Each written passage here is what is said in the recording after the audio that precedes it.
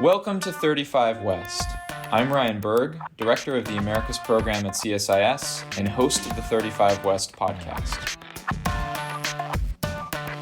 Was how professional the Mexican government. Are we ready? I don't think. Reform trends in Argentina. Right. And that's what happened. Role at all in the NAFTA negotiations.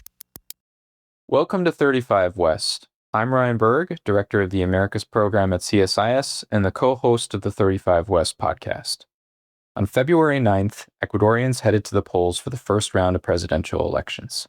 While there was little surprise about who the two frontrunners would be, the results turned out to be much tighter than polls had predicted. Incumbent President Daniel Noboa led with 44.17%, just ahead of Luisa González of the Revolución Ciudadana party, who garnered 44%. The narrow margin, only about 17,000 votes apart, revealed the nation's deep polarization, setting the stage for a second electoral round on April 13th that promises to be a close showdown. Whoever wins will confront a fraught security situation in addition to a struggling economy.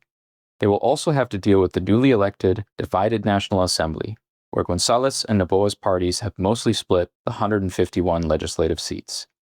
In today's episode, to help us analyze the aftermath of Ecuador's first electoral round, Noboa and González's campaign strategies, and the outlook of the upcoming runoff, we're joined by Will Freeman, Fellow for Latin American Studies at the Council on Foreign Relations. In this episode, we will delve into the stakes, scenarios, and regional implications of Ecuador's elections, as well as how the next president will interact with the United States. Thanks so much for joining us today, Will. Oh, thanks for having me on. Ecuador's first round proved to be a highly contested election between the top two vote-getters and featuring 16 candidates. Will, can you begin this podcast by sketching a scene setter for our audience? What does this tight result tell us about the political landscape in Ecuador? And were there any surprises for you? Yeah, well, in a broad sense, there's been a pattern in recent years, the last many years, in fact, which is that usually there's a candidate representing Correísmo, the movement of left populist ex-president Rafael Correa, in office from 2007 to 2017. And then there is typically an opponent, more on the center-right, a conservative usually. And that dynamic, in the last several years, it's tended to always come down to a fairly close election, but for the Correísta to lose. I think specifically because in Ecuador, there's a pretty deep-seated memory among a lot of the population of the corruption, the concentration of power, the illiberal, even authoritarian abuses of the Correa years. But I'll say that something feels different this time. And that's that the situation in Ecuador, both economically and especially in terms of security, has been so continuously bad that I think it's watered down the strength of anti-correísmo enough for Luisa González to possibly win. And, according to a number of polls and the betting market, she's slightly ahead right now. So why is that? I mean, the economy most likely shrank for 4 straight quarters last year. Ecuador has the slowest projected growth rate of any South American country for 2025, according to the IMF. Throughout large parts of last year, there were prolonged blackouts, leaving people without power. Ecuador is the most violent country in South America or Central America in 2023 and 2024. When you put that all together, it would be astounding for the incumbent to win. And I guess if you're grading him against that curve, Daniel Noboa looks like a pretty good politician. He does still have a shot at this, but it's going to be very close. As I said, a number of polls are giving Luisa González a slight advantage. Still 11% of people who say they're going to vote are undecided. I think that means the outcome is very much in play. And we are just seeing, I think, both campaigns campaign very hard, very intensely in this last week, using a number of strategies. With a photo finish conclusion to the first round, the winner on April 13th will be determined by which candidate can attract the greatest share of the undecideds that you just mentioned, the null votes, and the third-party voters to their coalition. How have the results of the first electoral round influenced, if at all, the campaign strategies of Noboa and González heading into the runoff? Where do you think each candidate needs to focus their efforts during this time? Right. Well, I think that there were, kind of 2 swing areas or regions, if you will. One was Guayas province, and the other one was the central part of the country where there's large indigenous populations. In the last few days, we have seen Legacies Isa, the indigenous candidate who came in third in the first round, endorsing Luisa González. But his movement that he leads, Pachakutik, is much less unified than it was in recent years. So I think it gives a slight boost to González, but really still this is an uncertain outcome. So I think they're both laying into certain campaign strategies. I mean, Noboa is breaking out the checkbook. I think the strategies we see him using, this comparison may surprise people, but I think they're quite reminiscent of AMLO before the last elections in Mexico that ended up electing Claudia Sheinbaum president. You see, Noboa, for instance, has an unconditional cash transfer program for young people in Ecuador, which is set to end in May. That gives you, some idea of maybe the political targeting of this. $400 a month to young people. You see him also posing for a photo op with President Trump just in the past few days. I think that's trying to show an alignment with the U.S. Although, as we'll get into later, I think things are slightly more complicated. It's not a clear black and white, kind of U.S. candidate versus China candidate election. And then, you're seeing both candidates use the campaign strategy of accusing the other of narco ties. The frightening implication of that, right, is that whoever loses will feel maybe, or their supporters will feel that a narco candidate has won. And I think that sets the country up for just a very rocky situation. That's kind of how they're fighting for these last unclaimed independent votes. Unlike their first confrontation in the 2023 elections, Noboa now must struggle against a regional and even a global anti-incumbent tide. In your opinion, how has this atmosphere manifested in Ecuador, and how successful has Noboa been in presenting himself still as an outsider, despite his incumbent status? It is important to mention he has only been president for about 18 months. Well, I think, Ecuadorians have been surprisingly patient in that he has been president for 18 months. That's some amount of time to implement your policies or explain what they are. And yet there's a lot of people out there who are still saying, he deserves more time.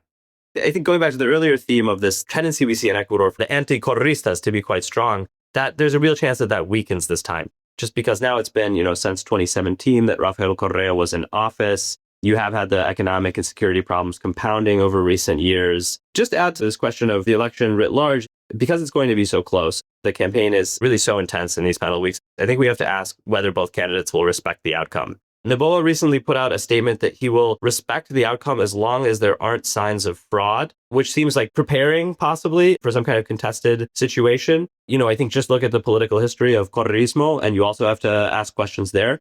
Say this comes down to a few thousand or 10,000 votes, I do worry that we'll see one or both sides trying to assert victory maybe before we have the full vote count. And then there are other issues that could interfere with the voting. There's been flooding along the coasts of Ecuador, which could interfere with turnout. I worry about something like the government saying, we won't fine you if you don't turn out right because voting is obligatory in Ecuador. So perhaps, dropping that disincentive, which could depress turnout. And say that there is a contested outcome, I do worry about the loser mobilizing supporters to the streets. Say that losing party is Revolución Ciudadana. They have huge party discipline, the real capacity to mobilize if they want to. Beyond just the campaigning itself, I do worry about what happens the day after. On February 9th, Ecuadorians not only voted for their president, but also elected the members of the National Assembly. Luisa González's Revolución Ciudadana secured 67 legislators, followed by Noboa's Acción Democrática with 66. For the first time in 17 years, former President Correa's movement lost the majority of the assembly. The Revolución Ciudadana will now need the support of third parties to achieve the majority required to select the legislature's president and to pass legislation. Will, this election boiled down to about two key issues: security and the economy. What do you see being the main priorities or points of continuity and some of the areas of departure on these issues under a González government versus a second Noboa administration? And perhaps comment a little bit on governability in the country as well, given these electoral results in the National Assembly.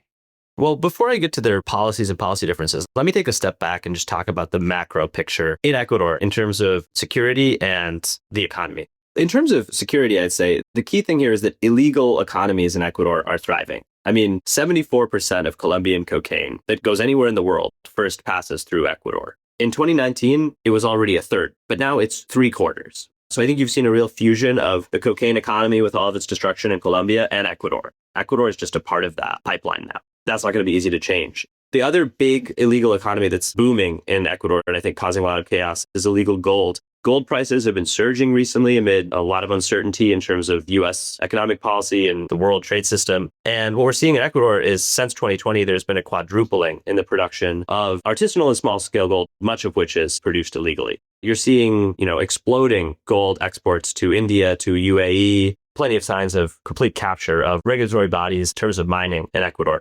I think starting to create this kind of symbiosis between drug trafficking and gold mining, which you see elsewhere in the Andes, especially in Colombia. That's set up a sort of security situation in Ecuador it's very hard to change. In terms of the indicators we're seeing in the shorter term, when Noboa last year declared a state of internal armed conflict and set the military onto the streets, It briefly achieved a reduction in homicides and other indices of crime, but that wore off very fast. And now under this militarized security model in Ecuador, we've seen homicides go back up quite sharply in the first couple months of this year. As I mentioned earlier, in 2023 and 2024, Ecuador had the highest homicide rate of any country in Central and South America, and kidnappings and extortions have been booming. So you end up with a really difficult situation in terms of crime. And the side of the legal economy, a fact that just jumps off the page to me is that the emerging market bond index developed by JP Morgan, which is a standard measure of how risky is it to make investments, it places Ecuador at the third highest level of risk in the region, surpassed only by Bolivia and Venezuela, 5 times the global emerging market average. So Noboa managed to actually bring down that risk score somewhat since he took office with market-friendly policies, but it's crept back up. It's kind of actually a parallel to what we've seen with the homicides. He had some initial successes, but we're starting to see things unravel. I think that it reflected in the campaigns. We see both candidates promising sort of broad solutions to this. Both say they're going to restabilize Ecuador and bring security back, and both say they're going to create jobs. But often when you get down to the specifics, they're not offering much of a roadmap to get there in either case. So that's the situation in terms of security and the economy. What are the candidates proposing to do about it? So since he took office, Noboa has touted what he calls the Plan Phoenix. The issue is that it's never been really clear what that plan consists of. I mean, obviously, declaring the state of internal armed conflict, dispatching the military was part of it. To his credit, he secured somewhat better control of the prisons. But I wouldn't say it amounts to a full-fledged plan. And now we're seeing him introduce new ideas, as part of this campaign to try to appear tough on security. He's announced a partnership with Eric Prince of the private security group Blackwater. CNN has reported that he plans to create a new military base in Manta, the site of a previous U.S. military base. So the idea is that U.S. military personnel would come back to the country. He says he wants the U.S., Brazil, and the European Union to all contribute troops to Ecuador. Not entirely clear what they'd be doing, but this is part of his stated plan. So that's Noboa's proposal, if you will, on security. González, typical of being more on the left, emphasizes, I think, more the, how inequality, poverty contribute to insecurity. But I wouldn't put it past her to also adopt a mano dura approach once in office. And then in terms of economic policy, here there are some similarities. Both actually have really stressed the issue of job creation. Both say that they're going to keep Ecuador a dollarized economy and even put dollarization into the constitution to make it harder to change. There are people who are more skeptical that Luisa González really means that. And, I think there's then follow-on questions about how they use Ecuador's reserves. Some fears, I think, that the Correistas would use the dollar reserves as a sort of slush fund or to expand the state to create jobs. But for that matter, either of the candidates might. It's a really tough economic situation, as I alluded to earlier. Will, I want to talk about the candidates now and their particular movements, starting with González. If González wins, do you expect a true return of Correísmo or something different, but using the label? As you mentioned, it's been many years since Rafael Correa held power, 2017. Is this the same movement, or is it something different, but using the same label? It's a great question. I think it's one we always have to ask with populist parties in Latin America, because so often we see the party gets back into power or it continues its time in power, but you get the mentee takes office and then they split with the predecessor and it becomes a whole new thing. You could think of Arce and Evo in Bolivia or Juan Manuel Santos and Uribe in Colombia, Bulino and Martinelli in Panama. So the question is, will Luisa González, once if she wins, make Revolución Ciudadana into something new, or will it look a lot more like it did when Correa was in office?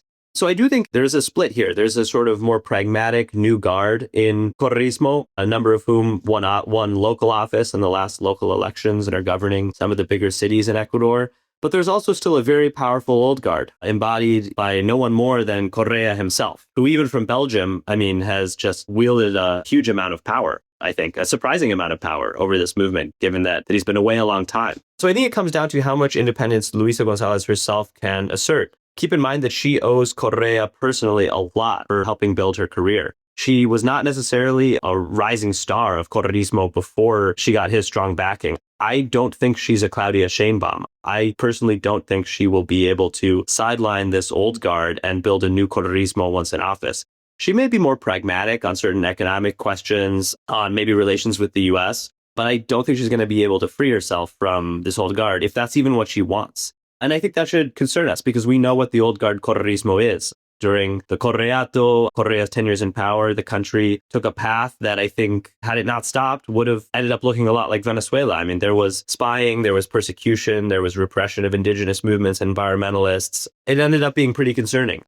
Given everything that you've said about Luisa González and about the lack of independence, I have to ask you a follow-up question, which is about the fate of Rafael Correa himself. He's still in Belgium. He's seeking asylum, but I think it's always been his desire to come back to the country. Could we see that happening under a Luisa González presidency?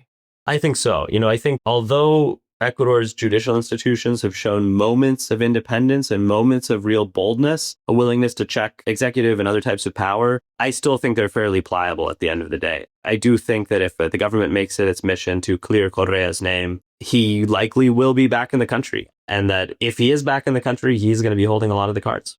I want to ask about Daniel Noboa. If he wins, is there such thing as Noboismo? And if so, what is it?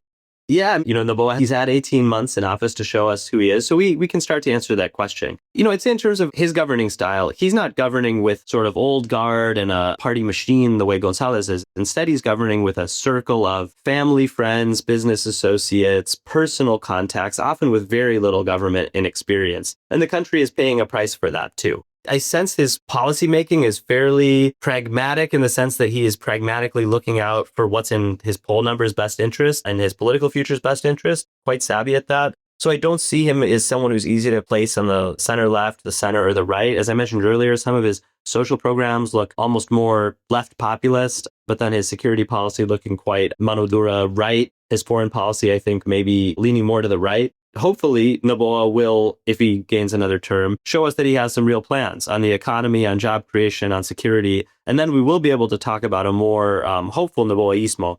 But if you were to just judge him based on his 18 months in power, the track record's looking pretty chaotic. Just going back to those indices we talked about of economic stagnation and recession, violent chaos, certainly you would hope that that's not any kind of model that's installing itself in Ecuador. No matter the victor, the outcome of Ecuador's elections will carry important regional implications for its neighbors and relations with the United States at a pretty critical moment. Noboa has tried to build a closer relationship with the U.S. in order to combat organized crime, including plans to open a long-shuttered U.S. base in Manta. González, on the other hand, promises to follow in her political mentor Correa's footsteps by restricting some of that engagement in the security and defense space. Will, I want to ask you an exit question about how you see U.S.-Ecuador relations evolving and China-Ecuador relations evolving depending upon the election outcome. Yeah, I do think it will be consequential for that. Although, as I mentioned earlier, I don't think it's quite as cut and dry or black and white as saying if Noboa wins, the United States' concerns about China are taken care of, or vice versa. If González wins, China comes, soaring out on top, and for the U.S., everything is lost. So, just to take a step back, Noboa obviously publicly leans more in the favor of the U.S., like his predecessors have since Lenin Moreno broke with Correa in 2018. We have seen Ecuador make an important pivot geopolitically towards the U.S., deepening security cooperation, especially once violence started to get quite bad a couple of years ago. But that said, I think, China has not been kicked out of the country as much as sometimes it might seem from the narratives we hear. China was, of course, been involved in Ecuador a very long time. It was a top investment destination in Latin America for China during the 2000s, despite its small size. And today, Chinese businesses, even under Noboa, I think are doing pretty well in Ecuador. They're in telecoms, mining, they're purchasing a lot of gold, including illegal gold. Noboa, just weeks ago, nearly handed over control of Ecuador's biggest oil field to a consortium, including subsidiaries of Sinopec, the Chinese oil company, and Canadian companies. And actually, González opposed that. So that's sort of a head scratcher. That's not one you'd expect, that you have Noboa favoring this oil deal that would really benefit the Chinese and González against it because of popular pushback. It's also, I think, the case that the Noboa government is planning to visit Beijing and to possibly try to draw China a bit closer in the event that it wins, in the sense of seeing what it can leverage from the Trump administration, kind of trying to play both sides and exploit the fact that there's a strong presence of both countries in Ecuador. I do think that if Noboa wins, we're likely to see a deepening of security cooperation with the U.S., potentially this return of U.S. military base to Manta. If González wins, there will be that old guard in our party, especially Correa, that's very instinctually suspicious of the United States. I think all the more so after being out of power for this time. But either way, going forward, again, I think the competition between U.S. and China and Ecuador is going to continue. The Chinese-controlled port of Chancay in Peru is certainly going to exert an influence on Ecuador. I think kind of pull Ecuador into that regional trade hub. Under Noboa, Ecuador entered into a free trade agreement also with China. And so that's now facilitating quite a bit of commerce. But we'll see if, China hawks in the Trump administration, who are quite worried about South America's drift, decide to focus on the country one way or the other. With Noboa, they may be able to work their personal relationships to try to pull him closer. And even if González wins, they will have the lever of the US dollar. Ecuador, of course, being a dollarized country. And for the time being, at least, González saying she has no plans to change that. Will, this has been a real tour de force. Is there something that we didn't cover, however? Anything else that you would like to highlight or add for our podcast audience? Yeah, I think zooming out, Ecuador raises some really tough questions about what it means to recover from democratic backsliding. I think no serious analyst would argue that from 2007 to 2017, despite whatever else you may think of his presidency, Rafael Correa eroded Ecuadorian democracy. By the time of his 10 years in power, there was an atmosphere of fear. There were protesters in prison. People had fled the country. Journalists had fled the country. It was an illiberal style of rule. And so I think a lot of the country breathed a sigh of relief, in 2018 when Lenin Moreno broke with Correa, opened space for press freedoms, for civil society, and set the country back on a more liberal democratic direction that was favored, not just by the upper middle class or something like that, but the indigenous movements of the country, certain rural social movements, a number of different forces and constituencies. But I think, sitting here 8 years later, the difficult part of this story is that path towards redemocratization or a restoring of liberal democracy, it didn't end up playing out in practice like we would hope in theory. Instead, you saw continued signs of deep corruption in the state. I think occasional signs of politicization of the judiciary, a real weakening of state capacity, which fomented this explosion of violent crime, in some ways facilitated it. And it's not to say that all of this is Ecuador's fault. You also should keep in mind this country has just been steamrolled by the flood of cocaine from Colombia. It's really at a very difficult place on the map. But I think even for those of us who initially were hopeful for Ecuador at that point in time, now, sitting here 8 years later, it's looking increasingly like the country is choosing between two different forms of illiberalism. That's not to say that both styles of government are going to be equally illiberal, but I think that it will, fall on civil society in Ecuador and those who, are still actively pressing for less corruption, greater respect for rights, a cleaner mode of governance. They're going to have to struggle either way. And I think they will. I think that's the hopeful, positive lesson we learned from the recent history of the country. And hopefully one day that puts Ecuador on a path out of these crises. Will Freeman, Fellow for Latin America Studies at the Council on Foreign Relations, thanks so much for joining us on 35 West. We appreciate you taking the time to speak with us. Thanks, Ryan. For you, thank you for joining. Stay tuned for the next episode of 35 West.